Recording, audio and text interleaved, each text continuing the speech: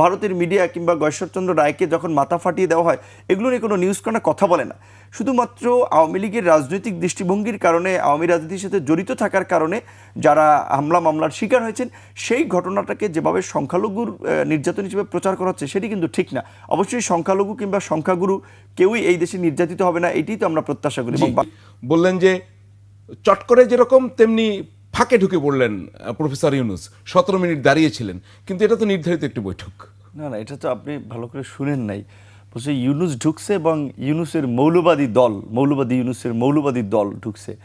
তো এই আমাদের যে ভারত থেকে যেই ফ্যাক্ট চেকার সাংবাদিক রিদিশ দত্ত ভাই যুক্ত হয়েছেন, তিনি নিজে ভারতের নাগরিক হিসেবেই কিন্তু একটা চমৎকার ব্যাখ্যা দিয়েছেন যে নিউজকে আসলে একটা নাট্য মঞ্চের মতো উপস্থাপনা করে রীতিমতো তারা সাংবাদিকতাকেই একটা অসম্মান করছে এবং সাংবাদিকতাকেই ছোট করছে। কাজেই সেইখানে ওই চ্যানেলের বিষয়বস্তু নিয়ে বোধহয় আমাদের আলোচনা করার খুব বেশি দরকার পড়ে না। তবে একটা বিষয় আমাদের এখানে, আমি জানি না রাষ্ট্রীয় পর্যায় থেকে প্রতিবাদ জানানো হয়েছে কিনা, কারণ আমি গ্রামে ছিলাম, আমি এই নিউজ দেখিনি। রিপাবলিক টিভির যেভাবে বাংলাদেশের ইতিহাসের সবচেয়ে একজন সম্মানিত ব্যক্তি, যাকে সরকার প্রধান হিসেবে শুধু আমরা না, সারা বিশ্বের অনেকেই একজন সম্মানিত ব্যক্তি হিসেবে যাকে মনে করে, বিশ্বের সরকার প্রধানদের মধ্যে এই মুহূর্তে কয়জন নোবেল লরিয়েট ব্যক্তি আছে আমি জানি না, এবং নোবেল লরিয়েট ছাড়া ওনার যে পাণ্ডিত্য, ওনার যে দারিদ্র মুক্তকরণে যে ওনার যে বিশ্বে অবদান, এবং অন্যান্য ক্ষেত্রেও ওনার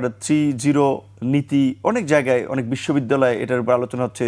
ওনার ক্ষুদ্র ঋণের আপনার মডেল অনেক জায়গায় অনুসরণ করা হচ্ছে, ইউএসএ কিংবা চায়নার মতো শক্তিধর রাষ্ট্রগুলোতেও। সেখানে এই সরকার প্রধানকে মৌলবাদী এবং যেভাবে উপস্থাপন করলেন, এই বিষয়ে বাংলাদেশ থেকে একটা কড়া প্রতিবাদ দেওয়া দরকার ছিল। এবং তার প্রেক্ষিতে ইন্ডিয়ান ওখানকার যে অথরিটি, এই রিপাবলিক টিভির বিরুদ্ধে একটা ব্যবস্থা নেওয়া দরকার ছিল। কারণ ওই ভাই যেটা বলেছেন অত্যন্ত গুরুত্বপূর্ণ। বাংলাদেশ এবং ভারতের মধ্যে সম্পর্কের আমরা একটা অবনতি দেখতে পাচ্ছি, সম্পর্কের একটা তিক্ততাই দেখতে পাচ্ছি। কিন্তু সচেতন রাজনৈতিক মহল থেকে আমরা কিন্তু কেউই চাই না যে বাংলাদেশ ভারতের সম্পর্কটা এই তিক্ততার পর্যায়ে থাকুক, কারণ এটা দুদেশের জন্যই ক্ষতিকর। যেখানে সম্পর্কের উন্নয়নের একটা অগ্রযাত্রা হিসেবে, একটা পদক্ষেপ হিসেবে এই বিমস্টেকের এই সাইড লাইনে মিটিং হলো, এটা দুই দেশেরই জন্য লাভজনক হয়েছে, এটা স্বস্তিদায়ক বিষয়। সেখানে এই বিষয়টাকে এইভাবে ভারতের গণমাধ্যম উপস্থাপন করলে, এবং এই রিপাবলিক টিভির কিন্তু আমরা জানি যে ক্ষমতাসীন দলের যে বিজেপির যে ধর্মীয় রাজনৈতিক যে মতাদর্শ, ওইটাকে কিন্তু প্রমোট করার জন্য এই রিপাবলিকান টিভি কিংবা আরও কিছু চ্যানেল আছে, সেখানে রিপাবলিকান টিভির সাথে ক্ষমতাসীন দলের একটা কিন্তু সম্পর্ক আছে। তো তারা যখন এইভাবে বিষয়টাকে উপস্থাপন করে, সেটা কিন্তু কিছুটা আমাদের জন্য অস্বস্তির এবং অসম্মানের। এই জায়গা থেকে বাংলাদেশের পক্ষ থেকে একটা কড়া প্রতিবাদ করে এবং এই টেলিভিশনের বিরুদ্ধে ব্যবস্থা নেওয়ার একটা আহ্বান জানানো দরকার। সেটা নিয়েছে কিনা আমি জানি না, না নিলে অন্তত নেওয়া দরকার। এবং আমি এই রিদিশ দত্ত যেটা বলেছেন এটা ঠিক, যে এই রিপাবলিকান টিভি সহ বেশ কিছু টেলিভিশন চ্যানেলও দেখেছেন যে বাংলাদেশের এই ইউনূস সরকার এবং এই গণঅভ্যুত্থান পরবর্তী কার্যক্রম নিয়ে একের পর এক ধারাবাহিকভাবে গুজব এবং প্রোপাগান্ডা চালিয়ে যাচ্ছিল যে বাংলাদেশে সংখ্যালঘুদের ধর্ষণ করা হচ্ছে, তাদের সম্পদ কেড়ে নেওয়া হচ্ছে, তাদেরকে রাস্তায় গলা কেটে হত্যা করা হচ্ছে। অথচ এই গুজব এবং প্রোপাগান্ডাটি ছড়িয়ে তারা ভারতেই কিন্তু একটা জঘন্য ঘটনা ঘটিয়ে ফেলল, যে মুসলমানদের ধর্মীয় স্বাধীনতায় হস্তক্ষেপ করে ওয়াকফ বিল, যেটা ওয়াকফ বিল যেটা, সেটা পাশ করলো।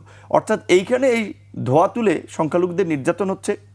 এবং যেহেতু ভারত 120 কোটি জনসংখ্যার একটা দেশ, তাদের ওয়ার্ল্ডে বিশাল একটা ডায়াসপোরা কমিউনিটি আছে, এইগুলোকে অলরেডি ক্যাম্পেইন করে কিন্তু ওই ফায়দাটা ওরা যে স্কেলে বলছে, কিন্তু যদি একজনও হয়ে থাকে সেটিও তো গ্রহণযোগ্য না সংখ্যালঘু নির্যাতন, আমি সেটাই বলছি না। অবশ্যই বাংলাদেশে ইউনূস সরকারের সময় সংখ্যালঘু নির্যাতনের ঘটনা আপনার যেভাবে একদমই কি ঘটেনি, কিছু ঘটনা ঘটেছে, সেটা রাজনৈতিক উদ্দেশ্য প্রণোদিত বা রাজনৈতিক কারণে।